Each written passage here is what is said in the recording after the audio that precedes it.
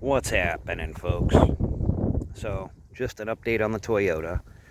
Uh, Added a winch, put some lights on it. I still have more lights to add, and I have to wire the lights up. But I wanted to make a quick video on how I installed the winch. So, as we come in, all I did is I cut the plastic out that wrapped around the steel bumper. And since I had added a front receiver hitch, because I was unsure if I wanted to do a cradle mount or an actual mount for the winch. So I got some angle iron, as you can see up there, like 2.5 or 2 inch or 2.5 inch, whatever. It's 3/16 thick. And I dropped the receiver hitch, drilled the angle iron to match the mounting holes, so it extended out. I used a Harbor Freight, or an Amazon even, same plate, but the mounting holes they give you, they didn't line up, so I drilled down through. I used 1/2 inch hardware.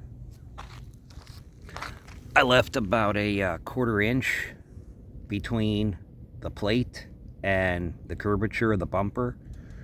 And with the plastic, this might have fit, but I don't think it would have. Yeah, it wouldn't, the angle, I would have had to notch the plastic, so I found it easier just to remove the plastic. And I mean, it sits a little low, but the receiver hitch is underneath it. As you can see, let me zoom in for a minute. You can see the winch and the receiver. And for the trailers I have in the yard, the receiver is still useful. So, I'm actually up at a nearby high school stadium parking lot. I'm meeting a guy because the next adventure, we're going to revisit this old trailer that I was turning into a camper. I'm actually selling the cap, and I'm going to start working on the trailer. I have to locate the axle rearward, and I'm going to add a little bit of a lift to it so that it sits level. And I don't know if I explained this in the last video, but using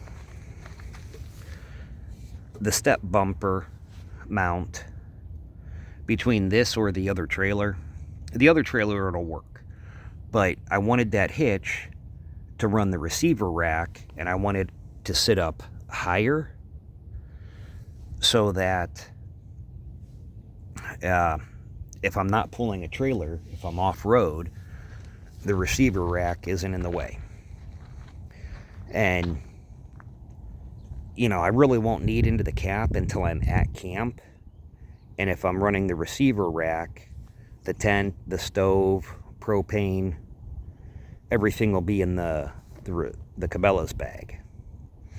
And when I actually load out the cap in the truck, tools and recovery equipment will be in the side compartment. So I'll have the chainsaw and axe, my tool bag and toolkit. So if I need something on the road, I won't necessarily need into the cap until I'm set up at camp. Because the other side is going to be a kitchen area. Some canned foods. It has the water pump. I'll have a stove in there, some cookware. So the truck will be set up so that once I get to camp, I unload, set everything up, and then the truck is still mobile. Sleeping in the cap is only for long travel or, kind of an emergency. So I just wanted to give an update of where I'm at, and anybody trying to do a low budget build, the Winch bumper, you know, I got the plate. They're like 50, 60 bucks between Harbor Freight or Amazon.